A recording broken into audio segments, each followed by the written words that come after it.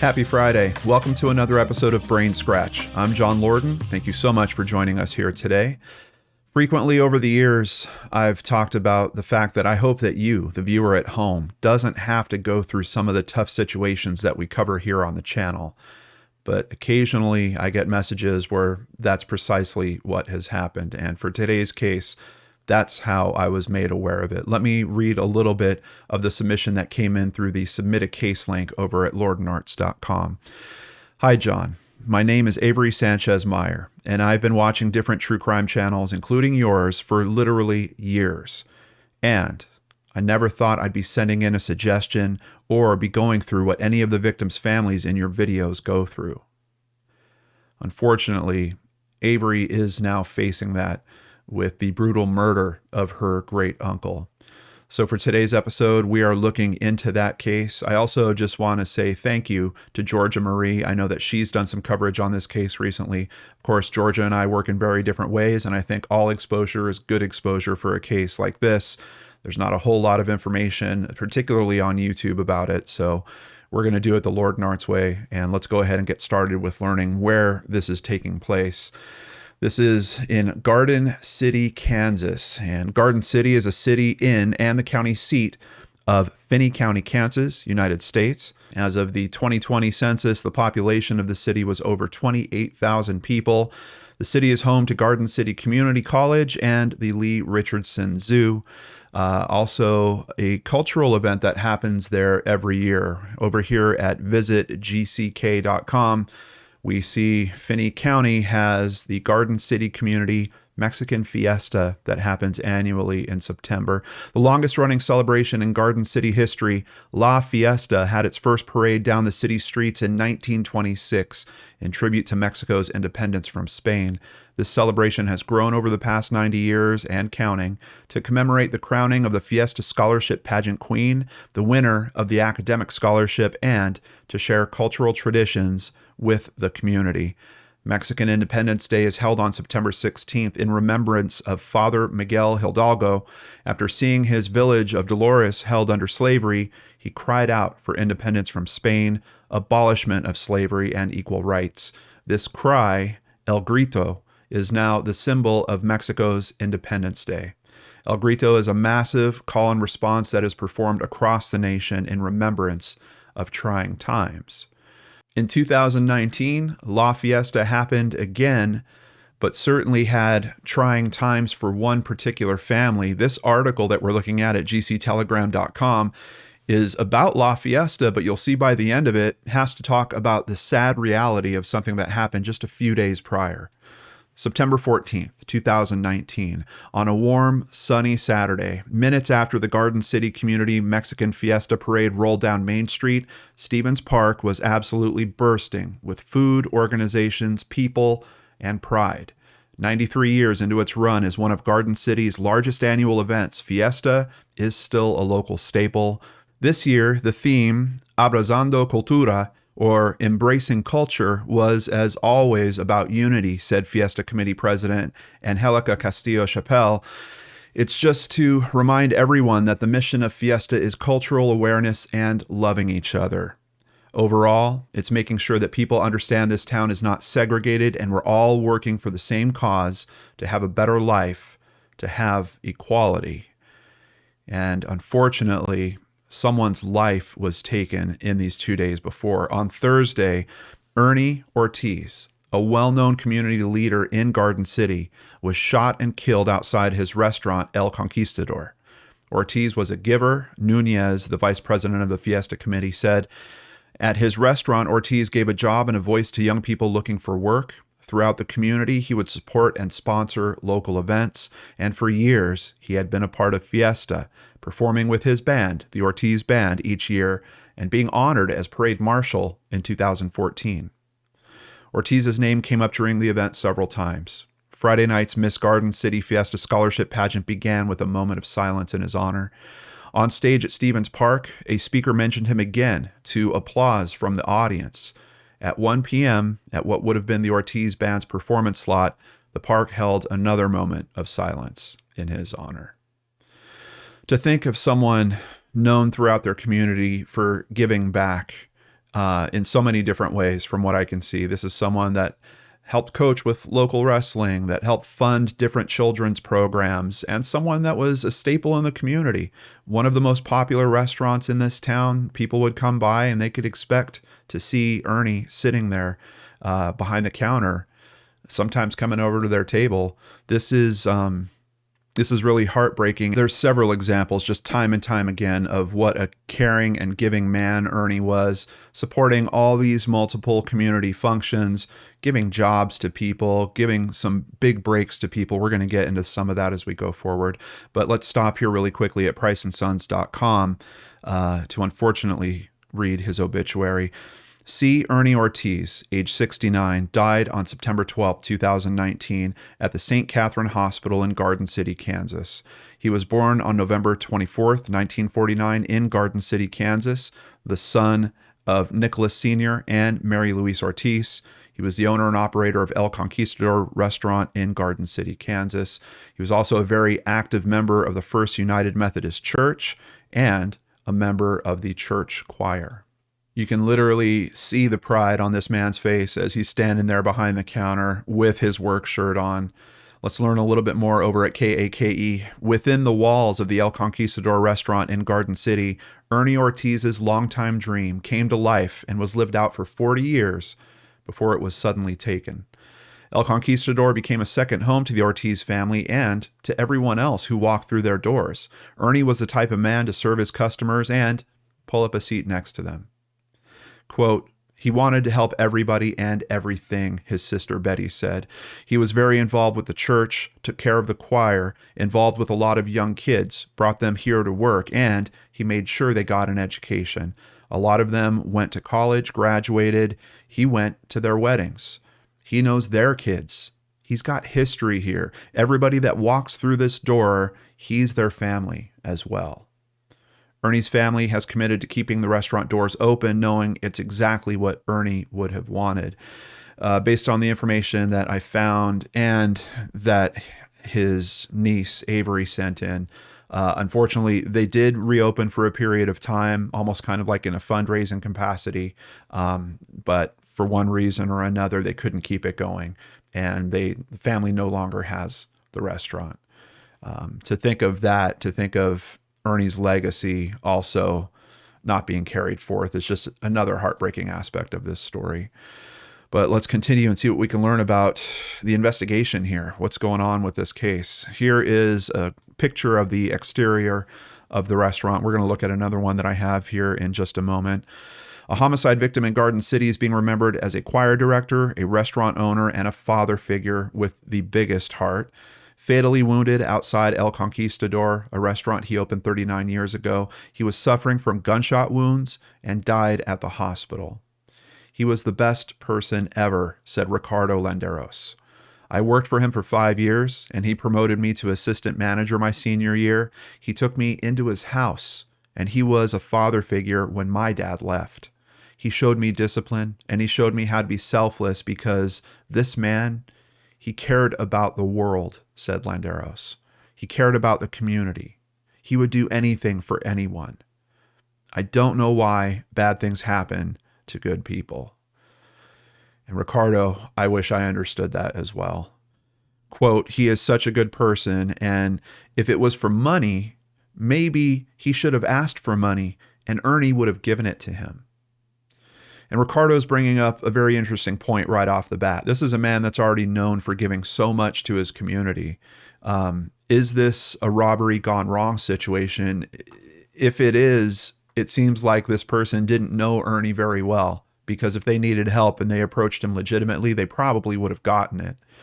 So it just raises a question, first of all, about the motive in this case, but also type of connectivity that the victim has to the perpetrator. Is this someone that really knows Ernie very well? Is this something that happened as a crime of opportunity? Let's say it's just some of the different considerations we have here.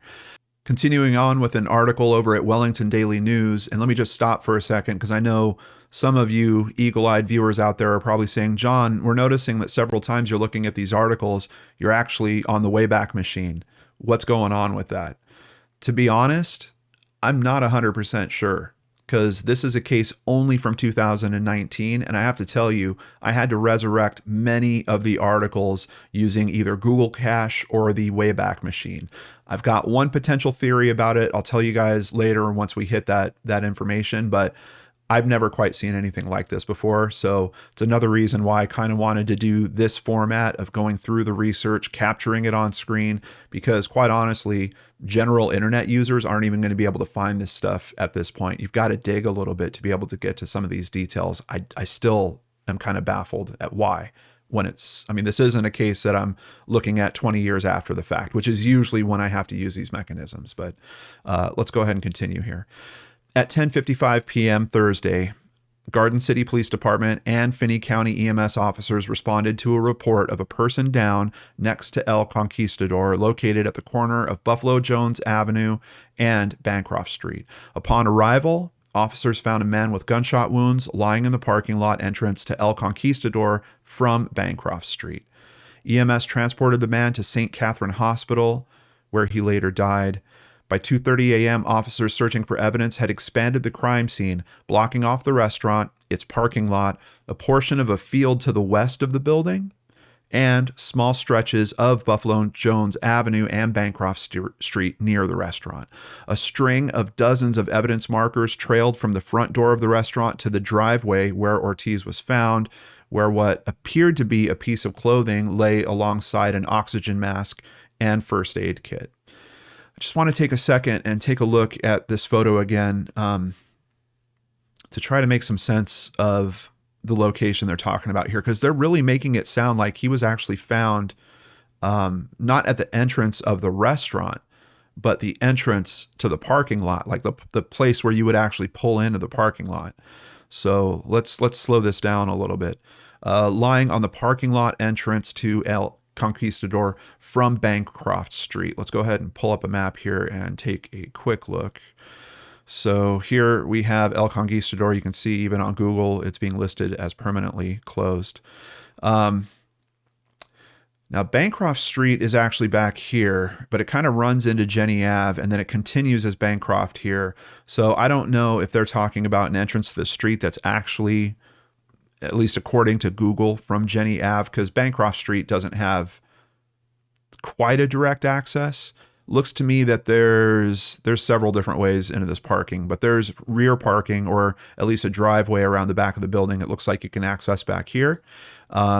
Based on the shot that we're seeing, the photo here, and how they've coned all this off. I mean, I get that they're getting the whole area, but with where they're focusing and paying attention, at least in that particular shot, and who knows at what point of this investigation, we know that they're closing off this field on this side. I'd be very curious just to have a little bit of a better description of where he was found, and in particular where his vehicle was. Is this something that happened on his way to his car? Was his body found in a position where it kind of didn't make sense, like he was further away from his car? Did someone call him over, like they pulled over on the side of the road here at Buffalo Jones, acted like they were asking him for directions? There's just a lot of conditions in terms of the crime here that we don't have the pieces to. I'm just kind of curious that, typically looking into a case this modern, something this recent, we would usually get some idea about these types of details. And unfortunately, these articles are just not giving that to us. I'm just trying to see if there's anything else in this photo that I can pick out that kind of helps. I mean, it seems to me it's not, if there is an entrance on this side where it's kind of hard for me to tell, they're not really focused on that. They really seem to be focused over on the far side, right around here. And I would assume that if he's working, it looks like there's parking on both sides of this island. So it could be that his vehicle is parked out here somewhere. Sometimes people that run these businesses save the closer parking for the guests, and sometimes they'll park in the furthest spot. So it could be that his vehicle is out here near the street. I'm not 100% sure, but that's the best I can do with the information that we're given. Let's go ahead and continue here with the details. While some officers huddled over the piece of clothing and around evidence markers, others appeared to be taking photos in the parking lot and to the west of the building. Others walked along the right side and to the back of the building, shining flashlights around a side door. Pickup truck parked near Bancroft Street and dumpsters behind the restaurant. Them searching dumpsters certainly makes sense, just looking for any evidence that the person might have wanted to ditch quickly. But yeah, it sounds like this driveway in the back might have something to do with it too. And I'm wondering if that truck that they've mentioned might actually be Ernie's vehicle, the pickup truck parked near Bancroft Street.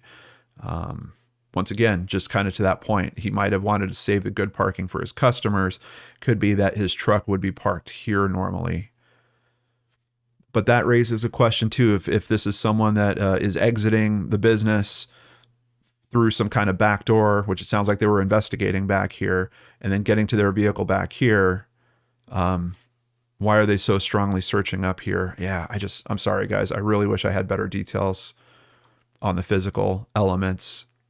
I think that would help us just kind of understand at least the possibility that this is some type of crime of opportunity or a robbery gone wrong situation. Let's continue with another story over at KAKE.com. Kansas restaurant owner killed in possible robbery. So very early on, this is literally the next day, we are getting some mention of robbery being a motive here. Captain Randy Ralston said, the preliminary investigation has revealed that this could be a possible robbery. Our thoughts and prayers go out to the family and friends of Mr. Ortiz during this grieving time. Now, I can tell you based on information Avery sent me, his normal routine would be to kind of lock up for the night, and he would be leaving with a bag of the earnings for that day. I know from previous jobs that I've done before, typically you take that bag directly to a night drop at a bank somewhere. You're just trying to hold on to that and get rid of it as quickly as possible and put it someplace safe. So is this a situation where someone knew about this pattern? Or, I mean, it's not the most uncommon thing in the world. If you've worked in retail, you've probably had some form of this, either taking it at the end of the shift at the night for a night drop, or taking it the next morning for a drop at the bank, something along those lines. But we're going to stick with the official information for now. At the end of this video, we'll get into Averys Information a little more and see if it raises some questions about this motive in particular. Continuing at kwch.com from Friday, September 13th, 2019, Eyewitness News Friday afternoon met with Ernest Ortiz's younger brother. His brother says he still needs to process what happened. He says Ernie was loved by everyone who knew him, and he can't imagine anyone would intentionally set out to harm him.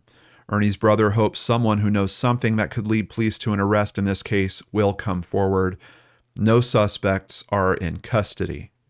However, that changes very, very quickly. Within a matter of days of the crime, they make an arrest. Here at hppr.org is a picture of the man that they take into custody.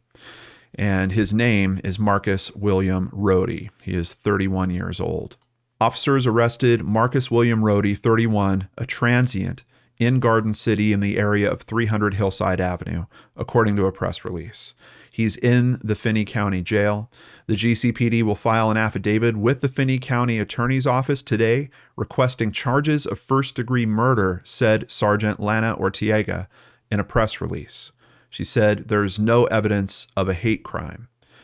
I just want to take a moment here and say this is extremely fast, and this is typically the type of activity I would see if there was something very strong in terms of evidence. For instance, they found a camera and they literally have footage of this guy. This arrest is happening within 5 days of the actual crime, and right from the get-go, they're saying they're going with first-degree murder charges.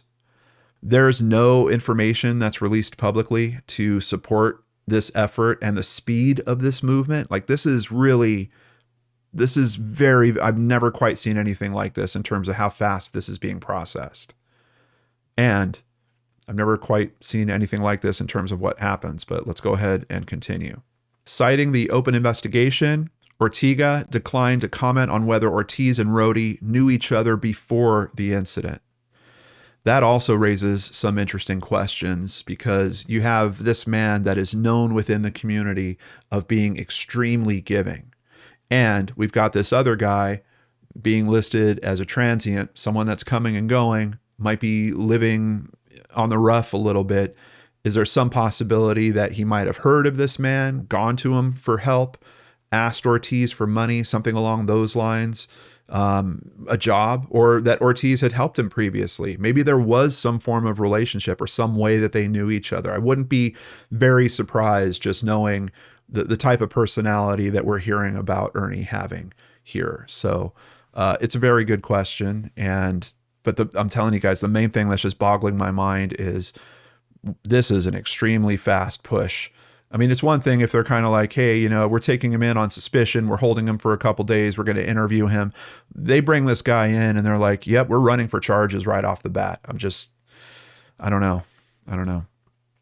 Continuing over at kwch.com, this update from September 17th, literally the same day that this arrest is going on, the family decides that they're taking a shot at reopening that restaurant.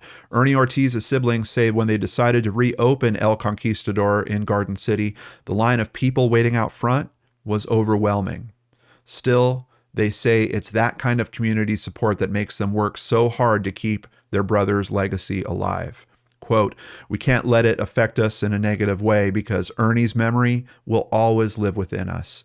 Every day there's something about Ernie we will always remember," said another sister of his, Carol Ortiz Ramos. El Conquistador will be open through Wednesday. After that, Ernie's family says they'll take time to figure out the restaurant's future in Garden City. And here are some of his brothers, two of his brothers here in that paused video clip. Police said that this isn't the first time they've seen Rhodey in jail. They say he has a long track record of around 30 to 40 disciplinary reports from several different counties and is on parole for drug and criminal damage convictions in Sedgwick and Finney counties. He was also under high supervision during his parole. Quote, "It was a relief for me," said Ernie's brother, Paul Ortiz. "It was a relief, but there's still a lot of anger," said the other brother, Cliff. Ortiz brothers Paul and Cliff believe the community help is the reason an arrest was made so soon after the murder. "He was well known," said Cliff. "A lot of people pitched in and wanted this done, and it was done. We appreciate the work from everybody." So outside of that, we get another little touch on this case in early October 2019. The Garden City man charged with the murder of local restaurant owner Ernie Ortiz is now the defendant in two cases in Finney County District Court, one alleging first-degree murder and one alleging criminal threat. So this tells me something else. They arrest him. They're filing for first-degree murder charges.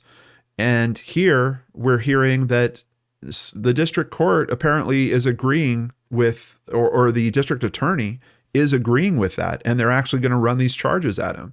Despite police officers' early beliefs that the death was the result of an attempted robbery, Rhodey has not yet been charged with additional counts in the case. A little interesting, because, like, for example, if we look at something very current, like the Gabby Petito case, even though they weren't sure if Brian was necessarily connected to her death, they knew right off the bat that it seemed like he might have been using someone's credit card that he shouldn't have been using, and that was the first charge that they laid there.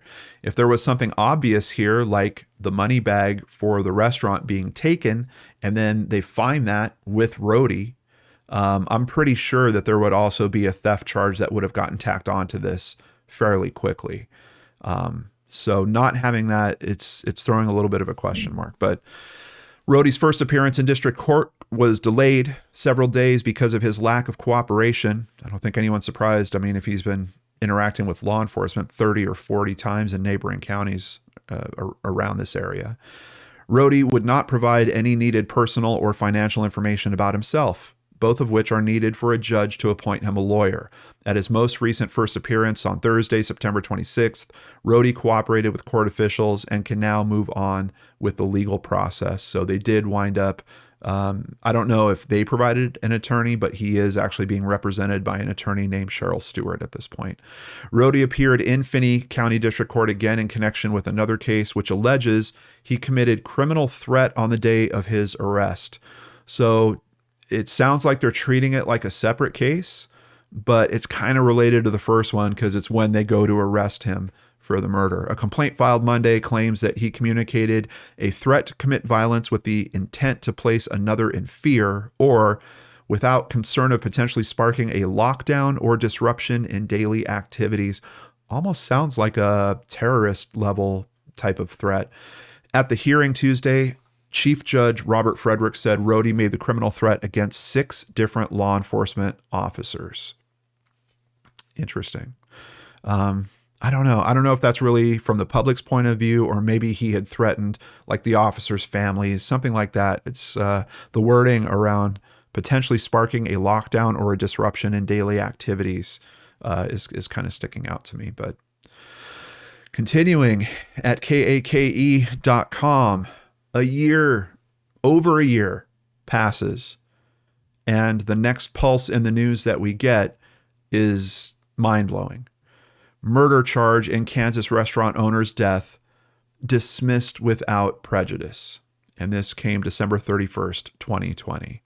The Finney County Attorney's Office said Thursday that the charge against 32-year-old Marcus Rody was dismissed without prejudice, meaning he could be charged in the future should new or additional evidence come to light. So it's not him being dismissed with prejudice, which would effectively say, hey, look, we figured out there is no way that he did this. He is absolutely free and clear. We're not going to ever try to run this charge against him again. Here they still have the door open for an additional charge. But why are we at this point? An arrest 5 days later, getting through this process, and then all of a sudden it gets dropped? Is there some new piece of information that came forward that proved that he literally couldn't have been the person that did it? Is there some piece of information they had that went away? Is there some witness that they had that might have passed away, or for some reason recanted their testimony or their evidence or something along those lines? A very big dramatic shift here. And just for a second, try to imagine the roller coaster ride that this family is on. They lose a loved one, a favorite uncle, favorite cousin. It's been noted in several places. This guy is just adored by his family. Within 5 days, thankfully, they think they're not going to have to live with the grief that so many other people with the cases we talk about here on the channel do, that they don't have justice, don't have answers for years, sometimes decades. But no, this family seems to, within 5 days, they've got their guy. Process is going on. A year later, they hear, nope, sorry, we're dropping the charges, we're letting them go. And what's interesting is I don't know that that necessarily negates the other charges, this separate case.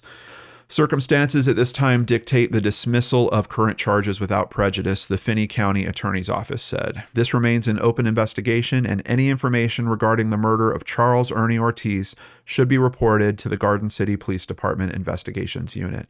So essentially, we get this step within 5 days, makes the family and the public think, all right, we've got this case done. We don't really need to focus on this or help anymore.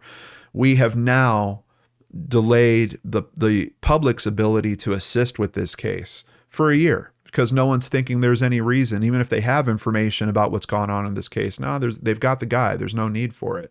Now, over a year later, we have to refire up those engines, and they're saying it plainly here in their statement. Hey, if you've got information, please send it in to us. It sounds like there's a possibility they could be back at square one. It could be that this guy is completely out of the running in terms of being a person of interest or potentially a suspect in this case. Now, it could be that he still is. It could be that there's some element to the information that changed, like I mentioned, and now they're looking for an additional piece to help firm their case back up.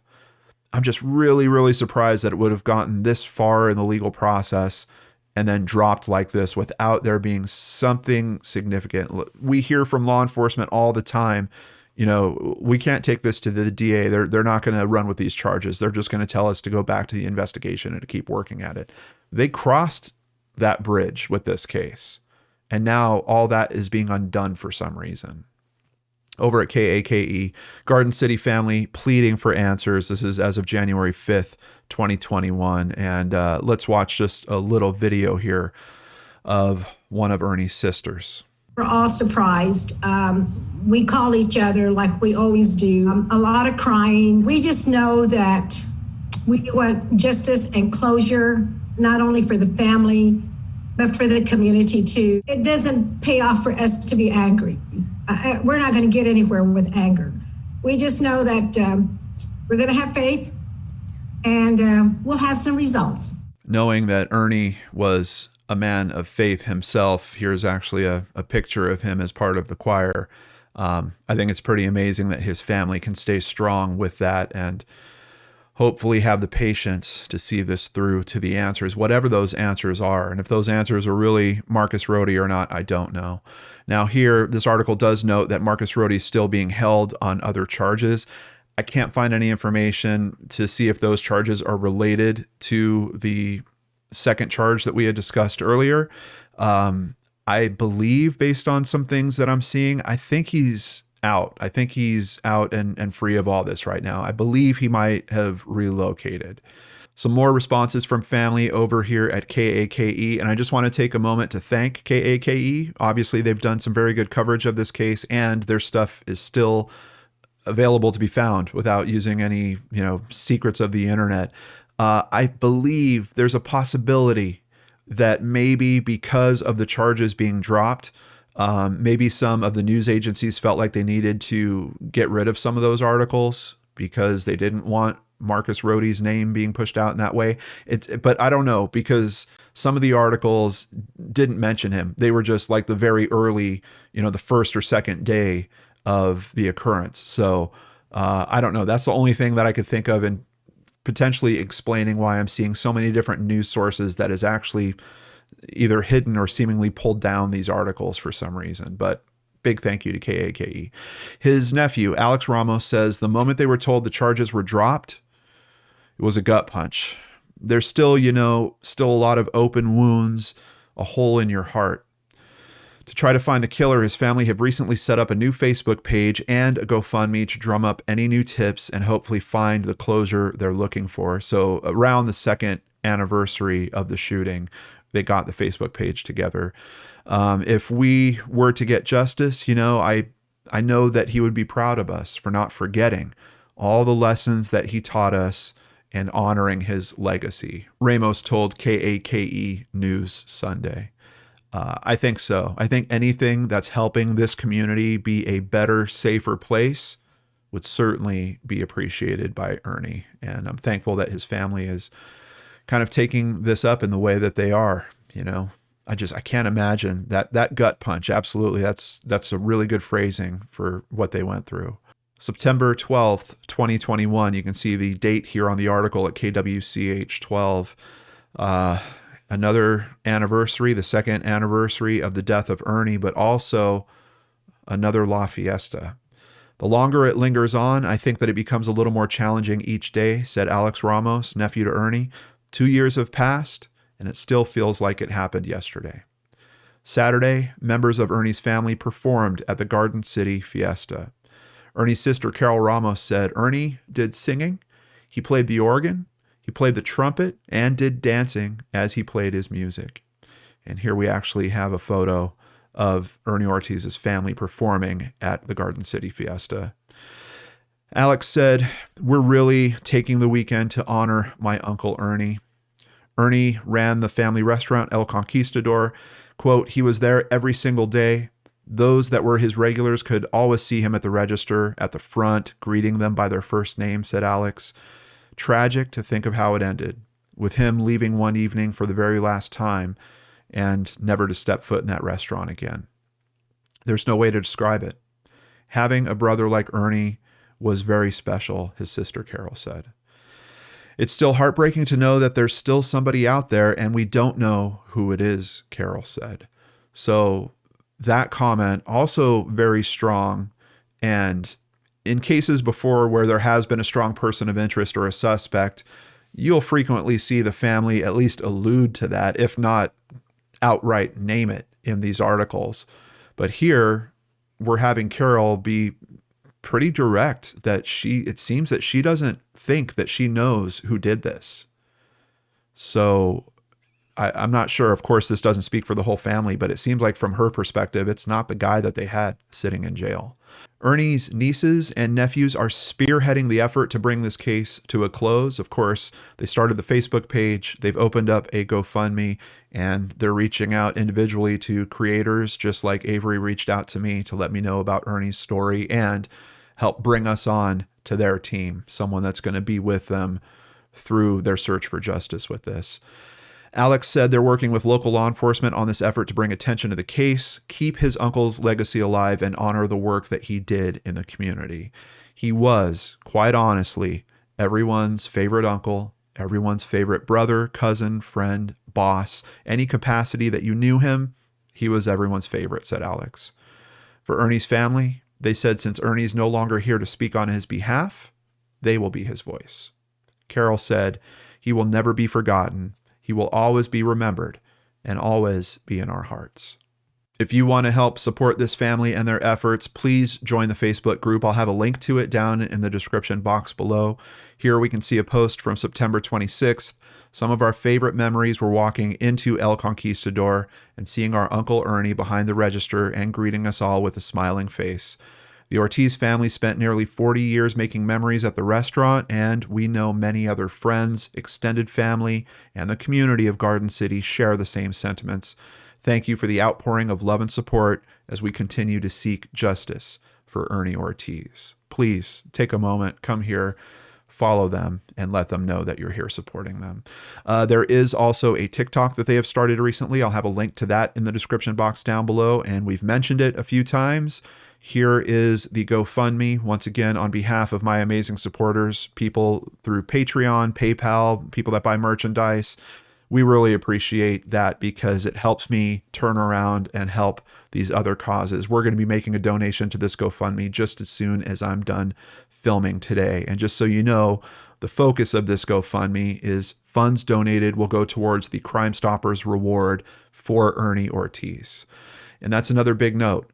If this is a matter of feeling intimidated, afraid that you have the information, but you just can't have your name attached to it as it goes in, use Crime Stoppers. They will keep it anonymous. There is no way for them to track you. They give you a randomized number. If you see that the case gets solved, you contact them back with that number. They say, yes, that's the tip that helped us break it, and here's your part of that reward or all of the reward.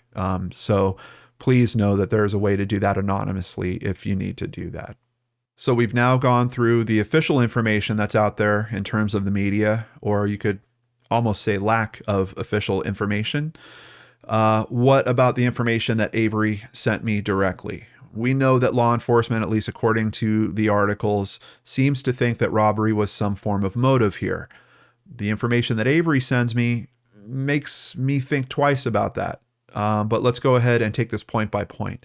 First thing she says, Ernie was my great uncle, so my grandmother's brother. He was closest with my grandmother, and she was one of the last people to see him alive. She saw him that morning on the day that he died. Now, there's some interesting things that happened that morning that she notes that once again might lead us to believe, is there something else that's going on with this case? My grandmother was in the kitchen making breakfast, and he would always come in and eat with her. For some reason, on this day, he was on the phone for an abnormally long time, to the point where my grandmother had to actively go and get him to come and eat breakfast. First thing, Averys or any other family members, I'd be curious to know, what phone was that? Was it his cell phone? Do you guys have access to those records? Is there any way for you to see who that phone call was to and how long it was? Maybe send that information on into the investigators. I would think you've probably told them about this aspect already, but if you're not hearing back from them, that might be something that you could look into for yourself, depending on what's going on with the phone records. He talked about his death to my grandmother that morning. He told her that he wanted a large funeral and discussed specific details. Now, I know the older I get, these types of conversations come up a little more than you would think, when you're 20 or in your 30s. I don't know about being a man that's coming up on 70 years old. Is that something that is a regular conversation that's kicked around? I don't know. But combining that with this particular morning, being on the phone for a long time, her having to pull him away from that. And I'm curious about the order of events. If it was really like, she goes and gets him off that phone, hey, let's go have breakfast, and that's like the first thing on his mind, he's talking about his death, it really makes you think there's possibly something else that's going on in his life that maybe the family doesn't know about, and he's worried is going to take his life. Of course, him wanting a large funeral, that actually turned out to be true. There were more than 200 people at his funeral. It was at the point where seats were unavailable and some people had to stand in the back. So she noted for Garden City in particular, that's a pretty large turnout. I think for any funeral, that's a large turnout. Another interesting point is there is a Shell station that is very close to the restaurant, and I'm not seeing any mention of cameras. I've kind of looked at other businesses. There's like a self car wash that's across the street. They wouldn't necessarily have a very robust camera system. Not a lot of other businesses I could see in the immediate area that would, but you've got the Shell station like in eyesight. Unfortunately, it's on the other side of where we think this is all going on. It's on the other side of the building, but also a neighborhood that's right behind there. So, kind of gunshots ringing out. What's the potential that someone would kind of look out their window and see what's potentially going on? There might be a witness. It could be that there was a witness that fell through. That's just where my head's going with this. What do you guys think? Let's talk about it in the comments down below. And as always, I ask that we please be respectful to the family, to the victims. And even in this case, I think we got to be respectful to Marcus Rohde. Yeah, I know he doesn't sound like the kind of guy that you want to have over for Thanksgiving, but he's innocent at this point. He's been released, and it's very strange circumstances to see something happen like this. So it's really got a big question mark for me in terms of, is he really involved in this or not? All right. A big thank you to people that are supporting the channel, helping us make donations like we're making here today.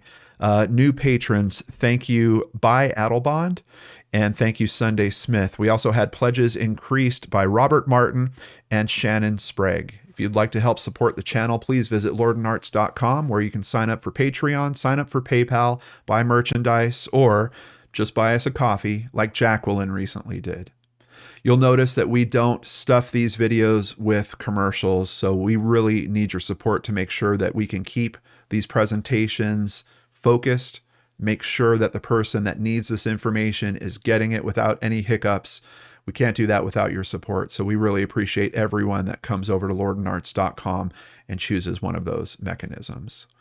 Have a nice weekend, everyone. Stay safe. We'll see you again here on the Lord and Arts channel on Monday with a brand new episode of Case Cracked.